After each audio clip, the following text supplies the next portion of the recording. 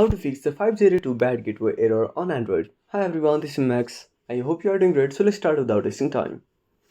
First of all, open up your web browser or Google Chrome. Now tap on the three dots and click on Settings.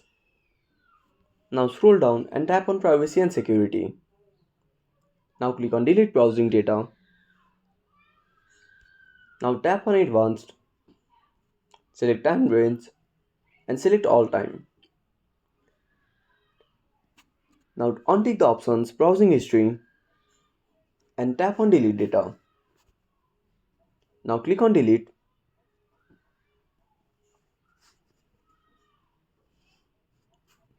Now open up Settings application.